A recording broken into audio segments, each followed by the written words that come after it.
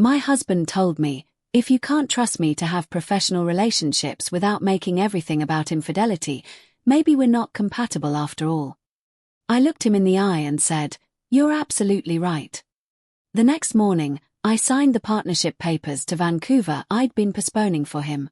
When he texted asking what my weekend plans were, I sent him a photo from SeaTac Airport boarding gate. The flight was already taxiing toward takeoff. The voice message glows on Donovan's phone screen like a beacon in our darkened bedroom. "Last night was incredible. I can't stop thinking about you. V." My hands shake as I set his phone back on the nightstand exactly where I found it. Valerie, the UX designer from his company who's apparently been occupying far more of my husband's thoughts than his actual wife. I slip back under our Egyptian cotton sheets, pretending to sleep while my mind processes what I've just discovered. The phone had buzzed at 5:30 a.m. on a Saturday morning.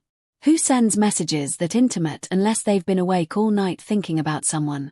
I force my breathing to stay steady as Donovan stirs beside me, his hand automatically reaching for his device like it's a lifeline to another world. The soft glow illuminates his face as he reads the message. I watch through barely opened eyes as a smile spreads across his features, the kind of smile I haven't seen directed at anything involving me in months. He types back quickly, his fingers moving with practiced familiarity across the screen. The response is brief, but his expression suggests it carries meaning I'm not meant to understand. "Morning, beautiful," he murmurs, leaning over to kiss my forehead. The scent of cologne hits me, not his usual weekday fragrance, but something deeper, more expensive. At 6 a.m. on a weekend morning, supposedly for catching up on quarterly reports from home, I roll over, giving him space to continue whatever performance he's staging. Through the reflection in our bedroom mirror, I watch him select his outfit with the kind of care usually reserved for board presentations or important client meetings. The cashmere sweater I bought him for our anniversary. Designer jeans that cost more than most people's monthly car payments. Everything coordinated to project effortless success. This has become our Saturday routine for the past 3 months.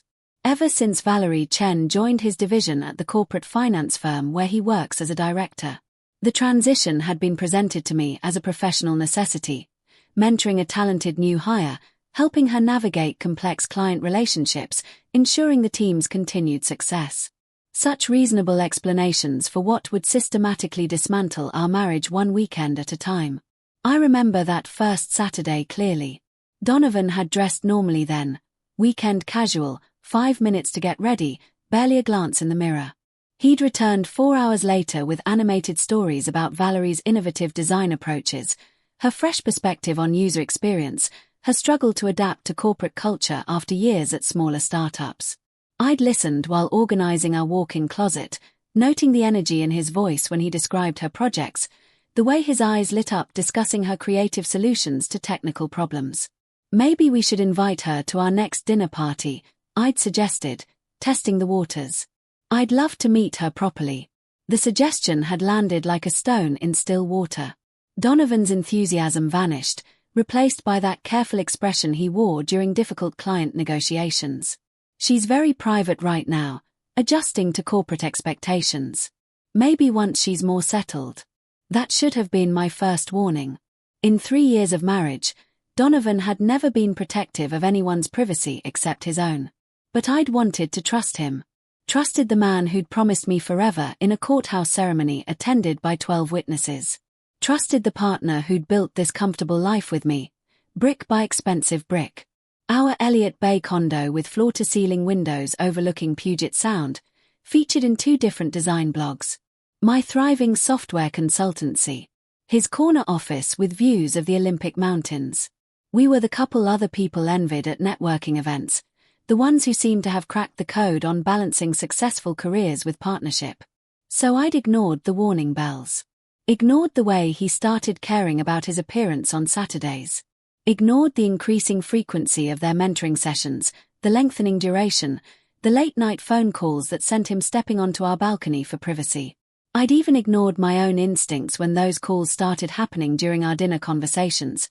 Donovan apologizing while stepping outside to help Valerie with some urgent professional crisis that always seemed to occur during our limited time together. The shower starts running, and I know I have exactly 25 minutes before he emerges fully prepared for another day in his alternate reality. 25 minutes to lie here and pretend I don't know what I know. Pretend I haven't seen the credit card charges from expensive wine bars in Capitol Hill. Pretend I haven't noticed how our weekend plans consistently get cancelled for Valerie emergencies. Pretend I haven't started sleeping on the far side of our king-sized bed because listening to his hushed conversations with her makes me feel physically ill. My phone buzzes on the nightstand. An email from the Vancouver tech firm I've been courting for 6 months. Subject line: Senior Partnership Offer. Time-sensitive decision required. I delete it without opening, just like I did with the previous 3 inquiries. 180,000 Canadian dollars annually plus equity options to head their North American expansion. My own team, unlimited creative control, a chance to build something entirely my own from the ground up. But accepting would mean disrupting our perfectly curated Seattle life. Abandoning the beautiful existence Donovan and I have constructed together in this technology hub where innovation meets natural beauty. Except our life isn't beautiful anymore, is it? It's a carefully maintained illusion, like one of those tech company office spaces that looks impressive from the lobby but reveals itself to be nothing but foosball tables and free snacks masking fundamental structural problems. The water stops running. I hear him humming something while he towels off, actually humming while preparing for his weekly betrayal. The sound makes my chest tight with a combination of fury and heartbreak that I'm becoming too familiar with. I force myself out of bed and down to our kitchen, needing the ritual of making coffee to ground me in something real. Morning light streams through our floor-to-ceiling windows, illuminating the marble countertops we spent weeks selecting. Everything in this space speaks of partnership, of shared decisions and combined dreams. The espresso machine we bought after that weekend in Portland. The dining table where we've hosted dozens of dinner parties for colleagues and clients. The kitchen island where we've planned vacations and discussed 5-year business goals and imagined the children we'd eventually have once our careers stabilized. All of it feels like evidence of a crime now. Proof of what I'm losing to a woman who wears vintage band t-shirts to work and makes creative poverty look effortlessly authentic. Donovan appears in the doorway, freshly showered and perfectly groomed. He's wearing that cologne again, the expensive one he claimed was a gift from his division head, though I've never seen him wear it to any actual corporate function. His hair is styled with the kind of precision usually reserved for investor presentations or photo shoots. Coffee smells amazing, he says, kissing my cheek with lips that taste like the premium mouthwash he uses before important meetings. You're up early for a weekend. I want to ask him about the message. Want to demand explanations for the morning routine that's become increasingly elaborate. Want to know why his UX designer is sending him intimate messages at dawn. Instead, I hand him his coffee in the mug I bought him last Christmas, the one that says "World's Best Husband" in elegant script. The irony isn't lost on either of us. Another crisis with Valerie? I ask, keeping my voice carefully neutral. He nods, already checking his phone again. User interface deadline. You know how complicated these corporate design projects can be. I don't, actually. Neither did he, as far as I knew, until 3 months ago when he apparently became an expert in creative project management. But I nod anyway, playing my role in whatever script we're both pretending to follow. He leaves 20 minutes later with a kiss that feels like an apology and a promise to be back by dinner. I watch from our living room window as he walks to his Tesla, noting the spring in his step that used to be reserved for our date nights. The car disappears around the corner toward Capitol Hill, carrying my husband toward whatever fantasy he's constructed with the woman who designs user experiences for a living. I'm still standing at the window when my phone buzzes again. Another email from Vancouver. This time, I don't delete it immediately. Instead, I stare at the subject line and wonder what would happen if I finally said yes to the life that's been waiting for me while I've been busy trying to save the one that's already over. The Vancouver email sits in my phone, unopened but impossible to ignore. I pour myself another cup of coffee and settle at our kitchen island, letting the silence of our empty condo wrap around me like a blanket I don't want but need. 2 weeks pass before I notice the changes in Donovan's Saturday preparations becoming systematically more elaborate. It starts with the cologne, not just the expensive weekend fragrance, but a complete grooming routine that rivals what he does for quarterly board presentations. I'm organizing our walk-in closet when I spot the Armani dress shirt missing from its usual place. The navy one with subtle pattern that I spent half a week's salary on for our anniversary.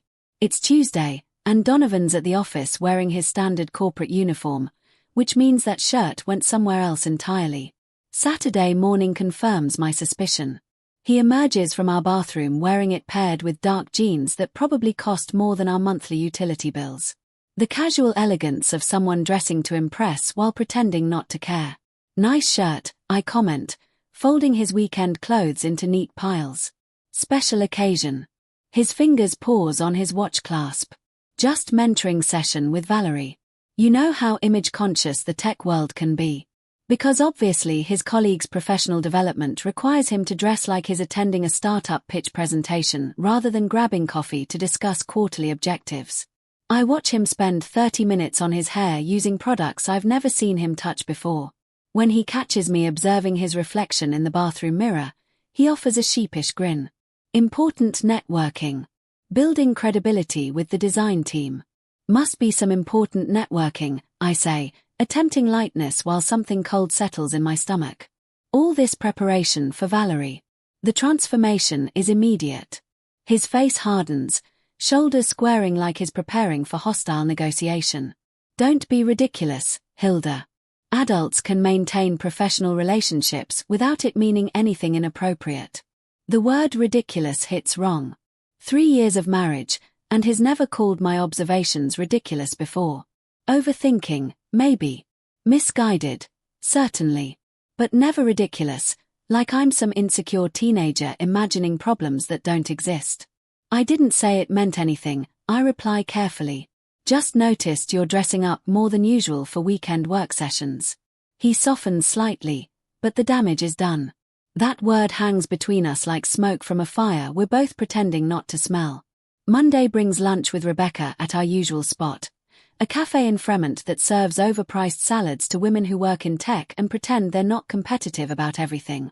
I need someone to tell me I'm overthinking, that marriages go through phases, that everything will return to normal once Valerie settles into corporate culture and stops requiring my husband's constant guidance.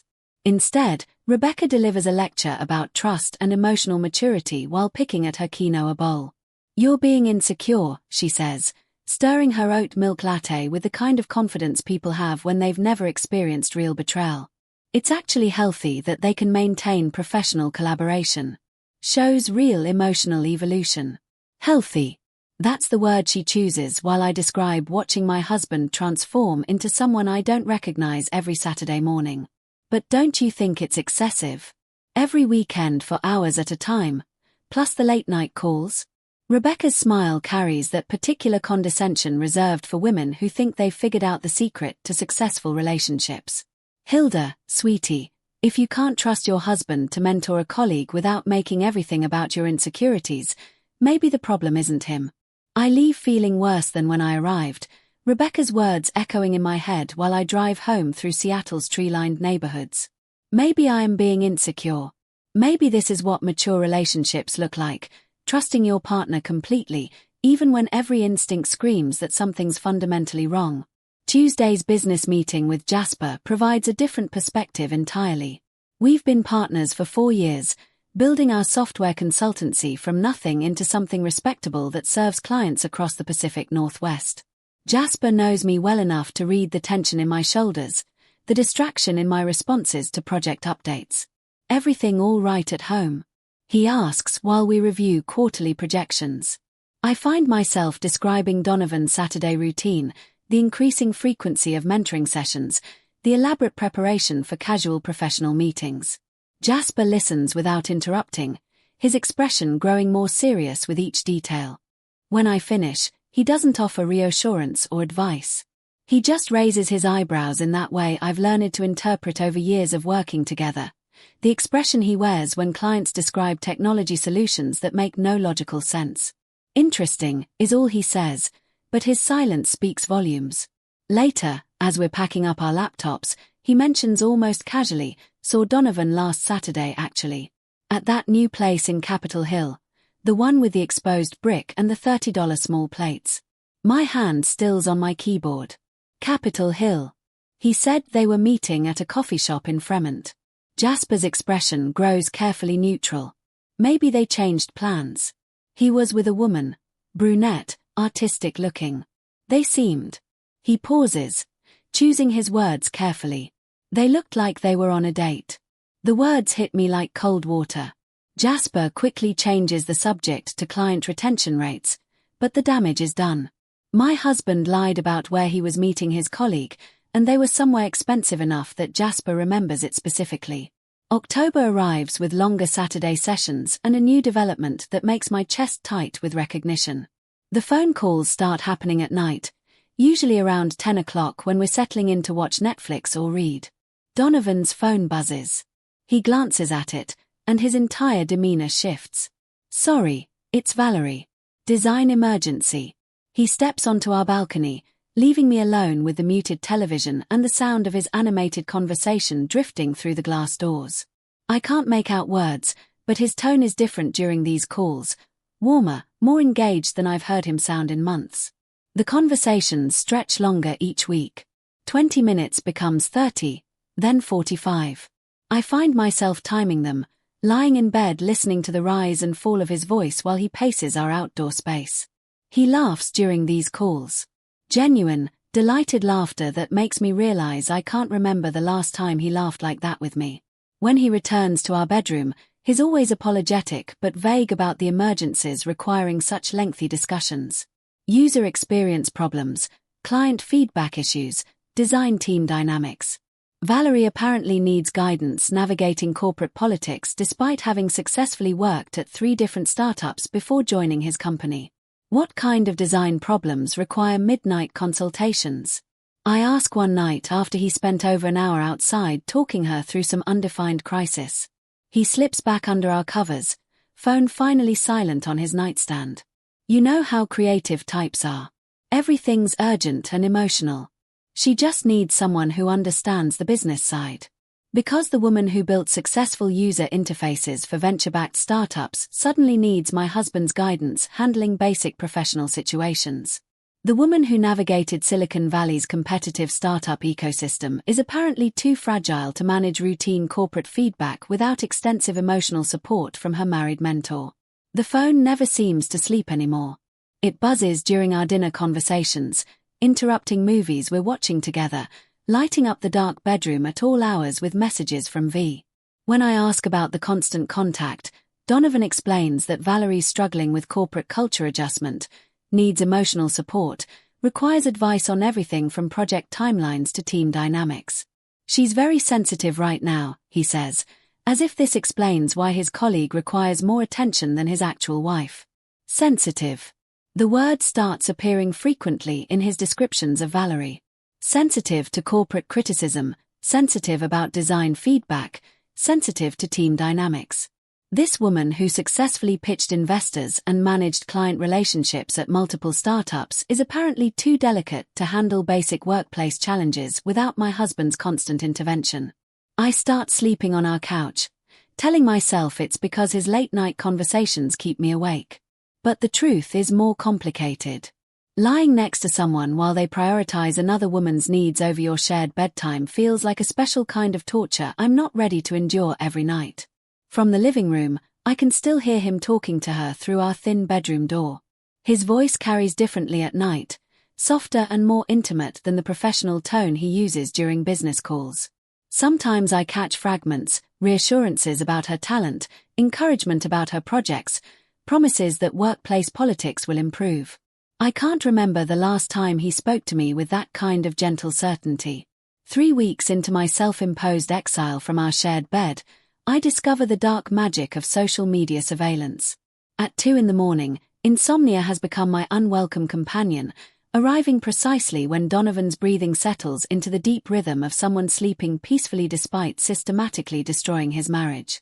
Tonight, like so many others, I find myself reaching for my phone, thumb hovering over the Instagram app with the kind of hesitation people reserve for opening medical test results.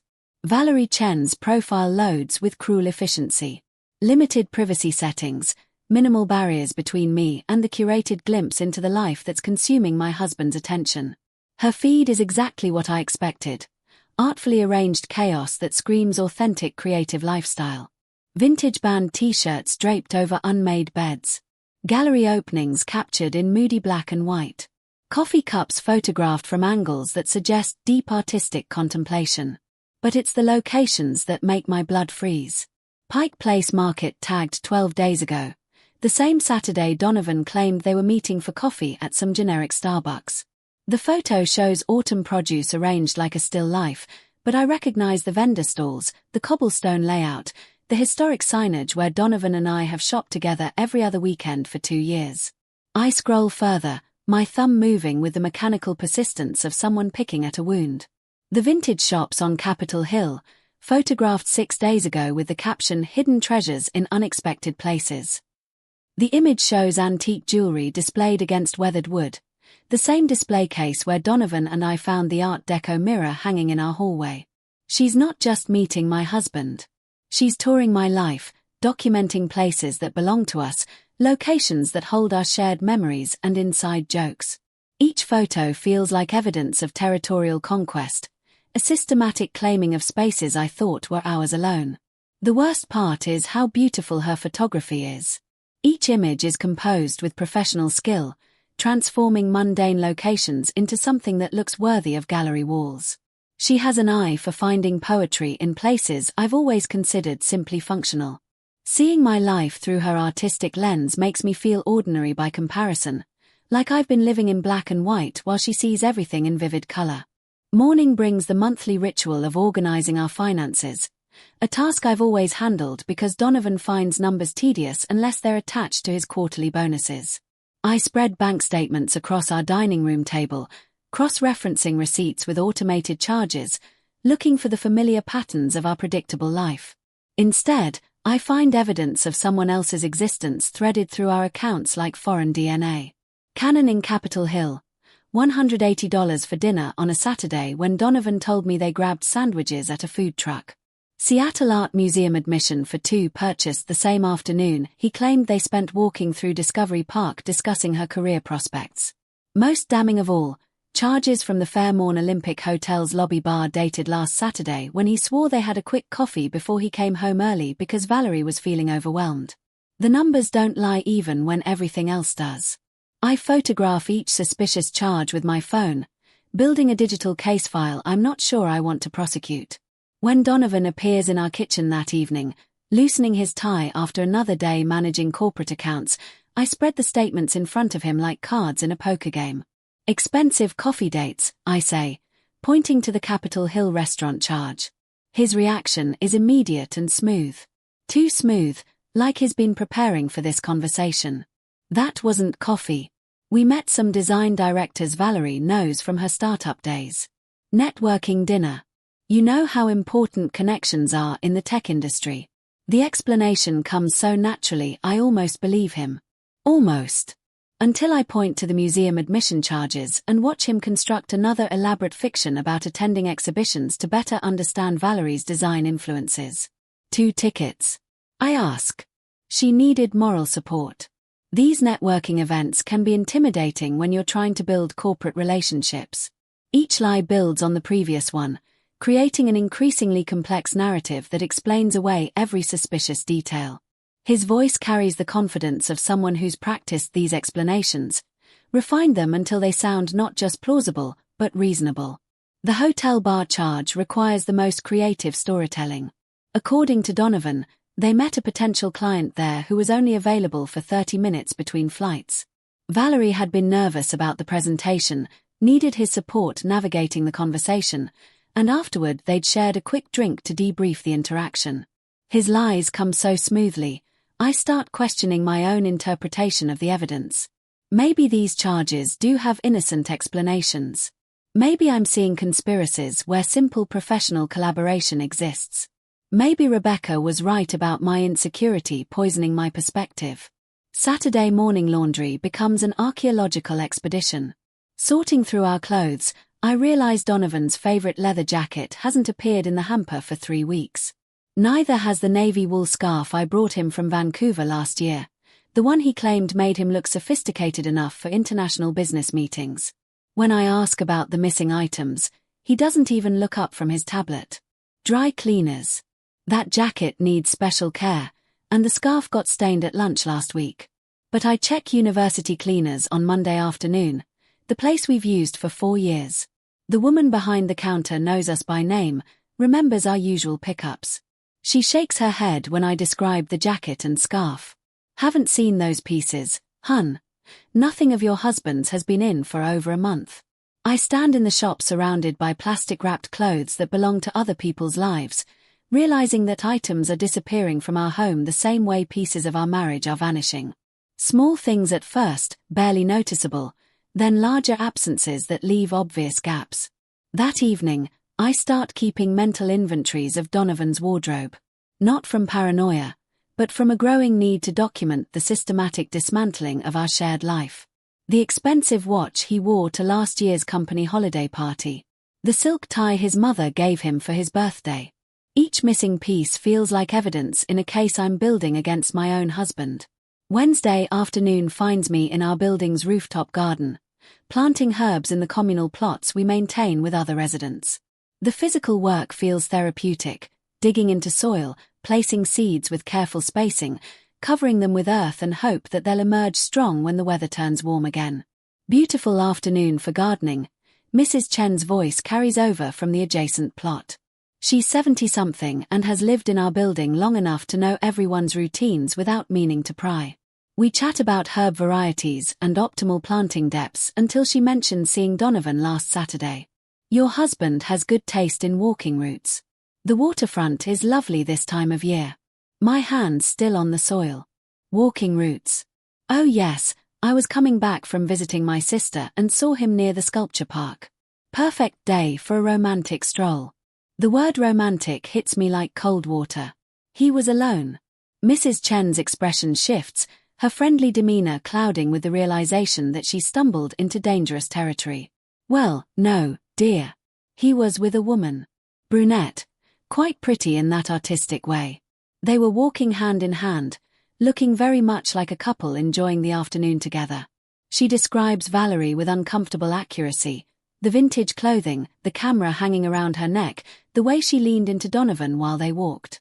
Every detail matches the woman I've been studying through Instagram photos, the woman my husband claims requires nothing more than professional mentoring and career guidance. Mrs. Chen realizes she's delivered devastating news and quickly changes the subject to her tomato plants and their preparation for the growing season. But the damage is done. My neighbor, someone with no agenda beyond pleasant conversation, has provided eyewitness testimony that my husband and his colleague are behaving like lovers, not mentor and mentee working through corporate adjustment issues. I finish planting the herbs with hands that shake despite the mild afternoon temperature. Dirt accumulates under my fingernails, and I think about how deep I've been buried in lies without realizing the soil was covering my head.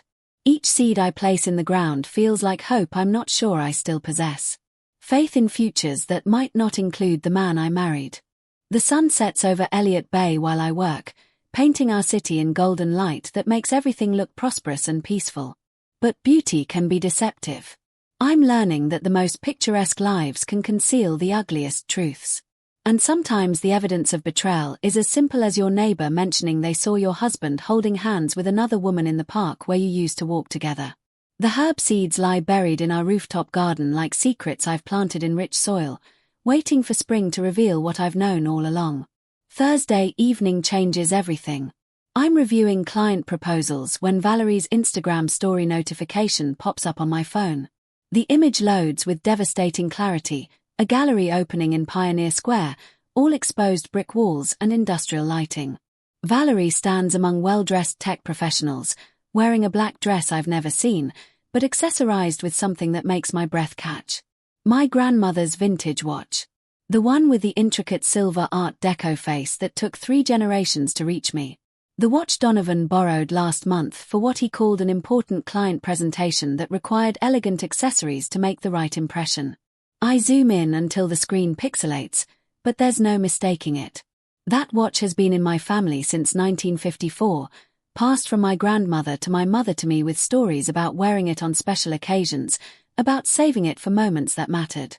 Apparently, Gallery openings with his colleague qualify as moments that matter more than our marriage. The timestamp shows Thursday at 9 o'clock. Last Thursday, when Donovan claimed he was working late on quarterly budgets, when I ate dinner alone and went to bed early because he texted that the numbers were taking longer than expected. While I was falling asleep alone in our shared bed, he was watching his colleague wear my grandmother's jewelry to art openings in neighborhoods he'd never taken me to explore. I screenshot everything with shaking fingers, adding it to the growing folder of evidence I've labeled documentation because calling it what it really is feels too devastating to acknowledge. The photo joins bank statements, Instagram posts, and timeline discrepancies in a digital archive of betrayal that grows heavier each day. By Friday morning, the watch is back in my jewelry box, nestled in its usual velvet compartment like it never left. But touching it feels different now, contaminated by the knowledge of where it's been, whose skin it's touched, what moments it's witnessed that had nothing to do with our marriage. Friday afternoon delivers an unexpected lifeline disguised as a phone call. My contact at the Vancouver firm, his voice carrying excitement that cuts through the fog of domestic surveillance I've been living in. Hilda, I need you to consider something extraordinary. We're not just talking about a transfer anymore. We want you to launch our entire North American expansion. Your own team, unlimited creative control, complete authority over strategy and implementation. The salary figure makes me sit down. 200,000 Canadian dollars annually, plus relocation assistance, plus equity options that could triple my earnings within 3 years. It's the kind of opportunity people build entire careers hoping to encounter, handed to me precisely when I need an escape route from the life I've been desperately trying to save. I know you've declined before, he continues. But this role was designed specifically for your skill set. Think about it over the weekend. Vancouver's calling, and they want you specifically. For the first time in months, I find myself actually listening instead of automatically searching for reasons to decline. When Donovan comes home that evening, practically glowing from another successful day of supporting Valerie's professional development, I don't mention the call. The silence feels intentional, powerful. My first real secret in 3 years of marriage built on supposed transparency. He moves through our kitchen preparing dinner while describing Valerie's latest breakthrough in user experience design. His voice carries the animation of someone genuinely invested in another person's success, the kind of enthusiasm he used to reserve for my professional victories. I watch him dice vegetables with practiced efficiency, noting how his face lights up when he talks about her progress, her insights, her growing confidence navigating corporate design challenges. When he asks about my day, his attention feels perfunctory, going through the motions of spousal interest while his real emotional investment lies elsewhere. October 15th arrives grey and bitter, matching the weather to the significance of the date. I'm the only one who remembers our 3rd wedding anniversary. The date we promised each other forever in front of 12 witnesses who probably assumed we'd figured out something the rest of them hadn't. I wake up alone in our bed, having spent another night listening to Donovan's muffled phone conversations from our living room. No flowers wait on the kitchen counter. No card sits propped against the espresso machine. No acknowledgement that this date holds any meaning beyond being another Saturday in his carefully structured routine of emotional infidelity. Donovan emerges from our bedroom already dressed for another day with Valerie, wearing the watch I gave him for our first anniversary and the cologne that's become synonymous with betrayal. When I mention the date while making coffee, he looks genuinely surprised. Not guilty or apologetic, but confused, like I've referenced some obscure holiday he's never heard of. Our anniversary, I say, wondering if he'll remember without prompting. Recognition dawns slowly, followed by that particular expression men get when they realize they've forgotten something significant. Of course. I'm sorry. I've been so distracted with the design project lately. We'll celebrate properly tonight, I promise. Dinner at that place you love. But the damage is done. He's so invested in his fantasy life with his colleague that he's forgotten the actual anniversary of his real marriage, the date we stood before friends and family promising to prioritize each other above all else. Don't worry about it, I say, and mean it more than he realizes. I'm sure Valerie needs you today. He kisses my forehead with lips that feel like obligation before disappearing into his alternate reality.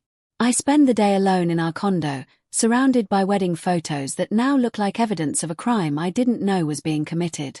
The albums tell a story of two people who believed they'd found something permanent, something worth building a life around. Young faces full of hope and certainty. Hands clasped like we'd never let go. Eyes that saw futures we were sure we'd share. Looking at those photos now feels like examining artifacts from a civilization that no longer exists. Sunday evening finds me dialing Jasper's number while Donovan extends his anniversary celebration with Valerie into its 8th hour. We meet at an all-night diner in Georgetown, the kind of place that serves coffee strong enough to fuel difficult conversations and fluorescent lighting that makes everyone look tired and honest. I spread my evidence across the Formica table like documents in a boardroom presentation. Screenshots, bank statements, timelines, even voice memos I've recorded documenting Donovan's explanations for various inconsistencies. Jasper examines each piece with the methodical attention he brings to client assessments, occasionally asking clarifying questions about dates or asking me to explain context I've become too close to see clearly. Mrs. Chen saw them holding hands at the sculpture park, I say, showing him notes I've taken from our gardening conversation. The same Saturday he claimed they had coffee to discuss her project crisis. Jasper nods without surprise, like he's been expecting this evidence to surface eventually. When I finish presenting my case, months of documentation that paint an increasingly clear picture of systematic deception, he looks up from my phone with an expression I recognize from difficult client meetings. "You know what this is, don't you?" he says quietly. I nod, unable to say the word affair out loud because speaking it would make it real in a way I'm not sure I'm ready to handle. But hearing Jasper confirm my worst fears validates months of intuition I've been questioning, instincts I've been told to ignore in the name of trust and emotional maturity. The fluorescent lights hum overhead while we sit in the kind of silence that follows devastating revelations. Outside, Seattle continues its life while mine transforms into something unrecognizable, something that will require choices I never imagined having to make. The months between October and February pass in a strange blur of parallel lives. I continue going to work, meeting clients, building applications that help other people solve their technical problems while mine decomposes in slow motion. Donovan continues his Saturday rituals, his late-night phone calls, his elaborate explanations for charges and disappearances and timeline inconsistencies that multiply like malicious code. We exist in the same condo like polite roommates sharing space and utilities and nothing else that matters. He stops apologizing for his absences, stops offering explanations I no longer ask for. I've stopped pretending to believe whatever story he's constructed to justify his latest betrayal. The Vancouver offer hovers in my inbox like a lifeline I'm afraid to grab. For times my contact calls for an answer.